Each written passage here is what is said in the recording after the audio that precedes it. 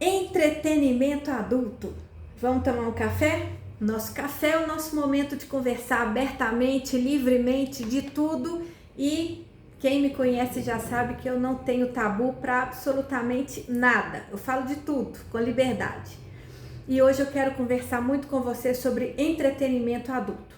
Sexualidade humana é um objeto de estudo meu desde sempre. Eu acho que eu já fiz umas 7 pós-graduações. A minha primeira foi, o TCC final foi um trabalho com profissionais do sexo. Na minha dissertação de mestrado foi também sobre a homossexualidade. Então, adoro estudar sobre o assunto, sem tabus. Mas hoje eu não quero falar sobre a sexualidade necessariamente, mas o entretenimento adulto. Como que isso está atualmente, como que isso se manifesta e como que a gente está vendo isso, como que isso está chegando aqui, né, para os psicólogos, como que isso está em relação à saúde mental.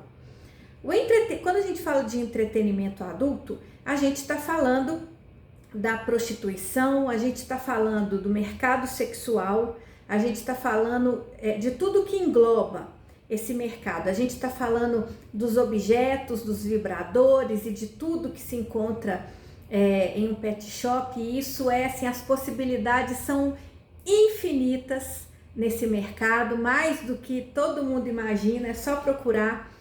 Mas a gente está falando também das plataformas digitais e a gente está falando da pornografia. Então vamos separar aqui as coisas. Primeiro, em relação à prostituição, eu preciso começar a dizer que essa dizem ser a profissão mais antiga do mundo e que ela é reconhecida inclusive pelo Ministério do Trabalho. Existe o CBO, que é a Classificação Brasileira de Ocupações, e ali existe o número profissional do sexo. Então, é um ofício, é um trabalho que tem o seu valor, que é reconhecido e que precisa ser respeitado. Então, vamos deixar aqui o profissional do sexo num canto, porque não é sobre ele que nós estamos falando hoje. Existe também o mercado sexual, que ele é múltiplo e que também não tem problema nisso, né? A gente tem aí os vibradores, a gente tem aí os anéis penianos e tantas outras coisas que elas estão aí, são úteis, que podem ajudar a pessoa no autoconhecimento, ajudar a pessoa também, o casal ou o trisal ou quem for, né, que vai viver essas práticas sexuais, a experimentarem novas sensações corporais. E também tá tudo bem, não é sobre isso. Quando nós vamos falar de entretenimento adulto, a gente também vai falar de masturbação. E também não é sobre isso que nós vamos falar. Masturbação é um ato saudável e normal. Ele é um ato de autoconhecimento. Pode ser hábito, sim, não tem problema nenhum. A pessoa ela vai ter condição de se desenvolver, de se descobrir. Como que numa prática sexual você vai comunicar para o outro o seu prazer se nem você o conhece? Então a gente tem aí uma supervalorização da masturbação masculina, uma minimização da masturbação feminina, mas masturbação é ótimo, é um hábito saudável, não é pecado. Algumas terapias corporais utilizam da masturbação, inclusive, como uma das práticas de tratamento de traumas, de transcendência. Eu já fiz e indico com bons profissionais sérios. Então, também não é sobre isso que também eu vou falar. Eu vou falar do entretenimento adulto, da pornografia e das plataformas digitais. Pornografia, quem trabalha com compulsividades e adicções, como eu, nós lidamos com o tema pornografia com recorrência. Não é tão divulgado, mas é muito frequente.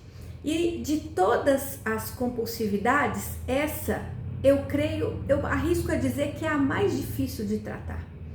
Mais do que qualquer outra droga, mais do que qualquer outra coisa. Por quê?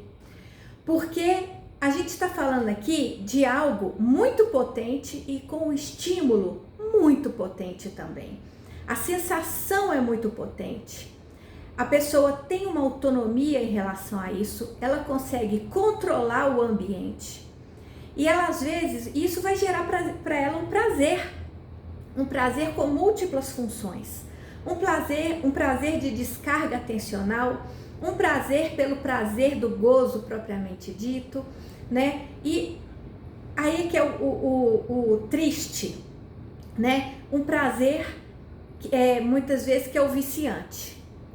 Então, aqui quando a gente vai lidar com compulsividade, a gente inclusive já tem alguns estudos que vão colocar masturbação induzida por pornografia, que são então as práticas masturbatórias onde a pessoa ela perde a capacidade de entrar em contato com o imaginário dela e perde a capacidade de autoconhecimento do próprio corpo. E aí a masturbação ela perde a função dela, ela perde o propósito dela. Ela vai virar um ato de consumo, um ato consumista, né? Aí sim é como usar uma droga. Atualmente, nos manuais diagnósticos, não existe dependência de pornografia. Não existe isso. Mas ainda, os manuais diagnósticos, eles passam por revisões, não é à toa. Então, a gente tem o CID, que está na sua 11ª revisão, e o DSM, que está na sua 5ª revisão. E eu tenho certeza que daqui 2 ou 3 revisões no máximo, vai aparecer ali catalogado a dependência de pornografia. Porque o que acontece? O cérebro, então, ele começa a condicionar aquele prazer intenso com aquele estímulo visual. Então, vai virar um ato de consumo, igual a droga, igual a bebida, é um ato de consumo. E aí a pessoa ela vai ficando dependente daquilo. E aí ela vai começar a fazer isso em horário de trabalho. Quantos casais eu já atendi cujo cônjuge, seja homem ou mulher, não importa que a orientação sexual, não importa a pessoa, ela vai fazer isso no horário de trabalho, vai fazer isso por anos a fio, o cônjuge nem imagina que a pessoa tem essa compulsividade. E quando vira dependência, a pessoa já não tem mais a justificativa. Ah, porque o meu parceiro não comparece, porque não sei o quê. Não tem mais a justificativa. A pessoa simplesmente não consegue mais seguir o dia sem aquela descarga. E quanto mais a pessoa fica, muitas vezes a pessoa vai fazer isso todos os dias, mais de uma vez por dia, e eu estou dizendo para vocês, a questão não é a masturbação em si, mas é ela condicionada ao estímulo pornográfico, que não é um estímulo real. As práticas sexuais, elas não são o que aparece ali em um material, porque ali o material é produzido. Então tem toda uma maquiagem, tem todo o trabalho de edição, tem todo um trabalho de posição, tem um trabalho cinematográfico mesmo, é um trabalho, eles são atores. As pessoas investem nos próprios corpos. Muitos homens que vão trabalhar com isso, eles fazem procedimentos para poder aumentar o tamanho do pênis. As mulheres, elas fazem inúmeros procedimentos também, trazendo ali um irreal muito over, porque é isso, né? Quando a pessoa vai usar droga, ela está buscando over. E a pornografia, ela também vai trazer um estímulo visual muito over, tudo é muito, para eu poder ter um orgasmo muito, só que de muito em muito em muito, o cérebro vai ficar preso naquilo ali, e aí outros estímulos, que são os estímulos saudáveis, naturais e normais, eles passam a o cérebro passa a não reconhecer mais aquilo como prazer. Ele vai buscar sempre esse over, sempre esse over.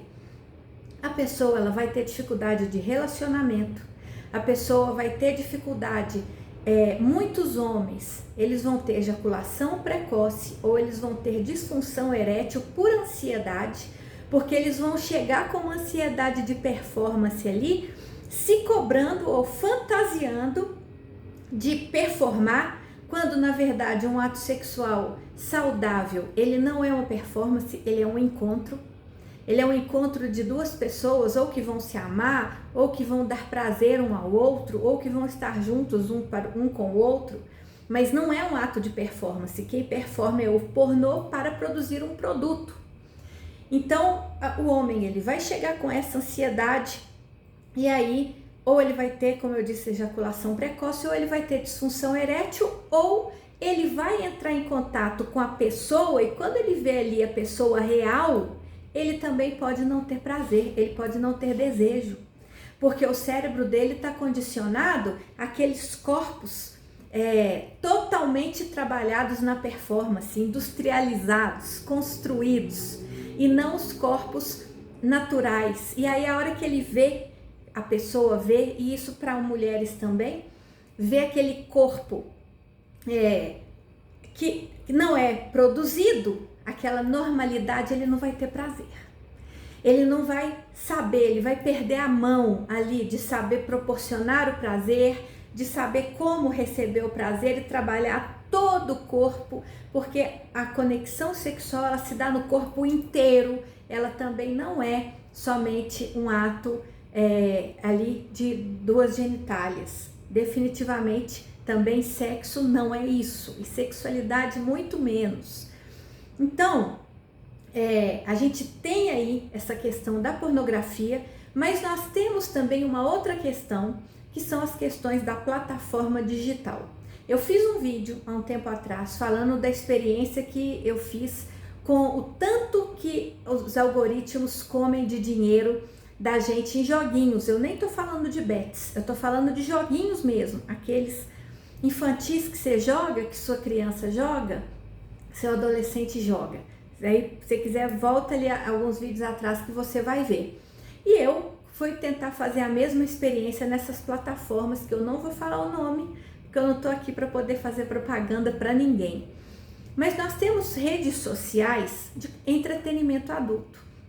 Então, se você nunca entrou, essa rede social, você entra, ela é tipo um Facebook, que tem lá várias pessoas, e aí você escolhe a pessoa que você quer entrar. E aí elas são fechadas, elas são todas fechadas. Para você entrar, você tem que pagar. Cada uma que você entrar, você tem que pagar. E aí, depois que você entra, aí tem as postagens, e cada postagem você também tem que pagar mais. E tem todo tipo de gente. Tem desde pessoas, assim, casais que você veria ali andando, é uma rede social mesmo. Que tá ali, seus vizinhos, tá? Moças novas, homens mais velhos, homens mais novos, tem todo tipo de gente, de idade. Como eu estava fazendo para poder, já com uma intenção e já, né, tendo conhecimento sobre o assunto, eu já falei, não, já que é para testar e gastar, eu já vou em quem eu sei que é profissional, porque também tem isso. Quanto mais trabalhado o corpo e quanto mais a pessoa se permite a coisas intensas, melhor é esse produto e mais caro é esse produto. Então, nessas plataformas, eu já fui nessa pessoa que eu já sabia que ia proporcionar um conteúdo intenso, e aí eu paguei para entrar. Quando eu paguei para entrar, tinha outros posts lá, tinham vários, eu escolhi um que você paga para ver aquele. Quando eu paguei pela segunda vez para poder ver aquele, eu vi uma foto. E aí já é uma foto bem convidativa de um ato sexual, e tem várias outras para você ver, e tem o vídeo, fotos e vídeos, né, que a pessoa produz. Só que para você seguir vendo, você vai pagando mais, cada vez mais, para poder ver as outras fotos e vídeos daquele post daquela pessoa. Depois, se eu quiser ver outro post, eu tenho que pagar mais. Para uma pessoa que ela tá ou sob efeito de substância qualquer, ou com uma compulsão sexual muito grande, ela não vai se controlar. Porque também a foto e o material, ele é muito bem trabalhado. ele é colocado ali de uma forma para te incitar, para você querer ver mais, e ver mais, e ver mais. E quanto mais você vai vendo, mais o preço vai aumentando. Também existe uma outra plataforma onde você manda uma mensagem e vai receber o material. E aí nessa plataforma eu lembro que eu enviei e eu paguei R$180. Nos outros posts tinha assim, ó, cada clique era R$50, R$70, tinha de R$200, né? De profissionais mesmo, de pessoas que já têm prática no mercado. De pessoas comuns, você vai achar de R$20, R$25, mas cada postagem. É um dinheiro muito grande que rola, gente, muito grande. Então, nesse outro, então, eu mandei e aí eu paguei R$180 para poder ver um vídeo. E aí a pessoa mandou o vídeo, um vídeo que ele tem 1 minuto no máximo, 1 minuto e pouquinho no máximo, dela com peças íntimas, só fazendo movimento de sedução e pronto. E aí a pessoa fica, no caso eu fiquei com muita raiva, ou a pessoa começa ali a ficar excitada e começa a querer mais. O próximo aí já veio o convite, se eu quisesse ver mais para onde que isso ia evoluir, o próximo vídeo já estava R$600. E aí eu não paguei para poder fazer, porque aí eu já estava achando que era demais. Mas eu queria trazer isso para vocês. Se fala muito de vício de diabetes e realmente nós que trabalhamos com compulsividades, a gente está vendo de fato chegar aqui cada vez mais pessoas, adolescentes inclusive, viciados em diabetes e famílias perdendo tudo.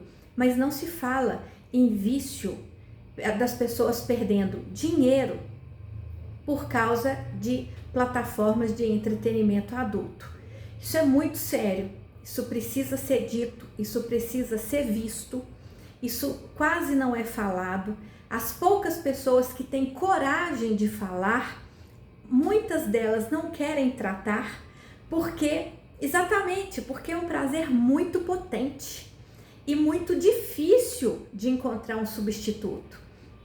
E se na pornografia a gente já estava vendo ali uma corrupção da proposta ao que veio o sexo e a sexualidade, toda a sua potência, que é uma coisa extraordinária, nas plataformas digitais a gente já está vendo mais do que uma corrupção, mas uma capitalização, uma mercantilização, porque você está ali contando para o algoritmo o que te interessa, para ele continuar a te vender cada vez mais e mais e mais. E você dá seus dados, você contar para as plataformas qual que é seu prazer. Ali você está dialogando com uma plataforma, não é nem com um robô, é com uma plataforma, é com um algoritmo. E aí a gente agora já está falando realmente de um adoecimento, a gente já está falando aí de dificuldades desses tempos nossos e não de uma apropriação do seu prazer, do seu desejo, e de mais uma forma de usurpação do seu recurso. Então, esse é um tema que eu queria trazer. Se você vive isso, procura ajuda mesmo, não porque pelo tabu, mas para você ter condição de ressignificar e rever a sua forma de vivenciar a sua sexualidade, praticar o seu sexo, de uma forma que você viva isso de uma maneira saudável, de uma maneira feliz e que te traga realmente tudo aquilo de bom que viver isso tudo pode te oferecer. Até a próxima!